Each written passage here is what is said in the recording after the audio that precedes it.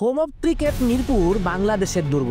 তবে উপমহাদেশের যেসব দলগুলো খেলতে আসে, যেমন পাকিস্তান, ভারত, শ্রীলঙ্কা, আফগানিস্তান, তাদের বিপক্ষে বাংলাদেশ হোম অ্যাডভান্টেজ নিয়েও খাদি খায়। পাকিস্তানের বিপক্ষেই 2021-এর নভেম্বরে এই মাঠেই টি-20 সিরিজে হোয়াইট ওয়াশ হয়েছিল বাংলাদেশ।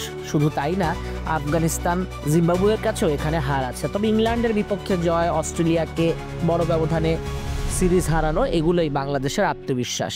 তাই তো বাংলাদেশের cricket ops chairman Nazmul Abedin Fahim এবং গ্রাউন্ডসের দায়িত্বে থাকা আরেকজন মাহবুব আনাম সিরিয়াস গামিনীকে সবসময় চোখে চোখে রাখছেন। স্বাগতিকদের চাহিদা মতো উইকেট যাতে তৈরি করতে পারেন, কোনো ভুলভাল যাতে না হয়, স্বাগতিক দলই যাতে চমকে না যায়, সব দিক নির্দেশনা দিচ্ছেন।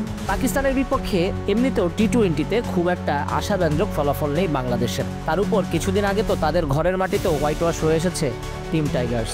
নিজেদের এখন একটাই আত্মবিশ্বাস, শ্রীলঙ্কাকে শ্রীলঙ্কার মাটিতে 2-1 সিরিজ হারানো। সেটা ধারাবাহিকতা রক্ষা করতে পাকিস্তানের বিপক্ষে ভালো করা চাই। সালমান আলী আগাদের চমকে দিতে পারবে তো লিটনরা? মিরপুরের কন্ডিশন কাজে লাগাতে পারবেন তো?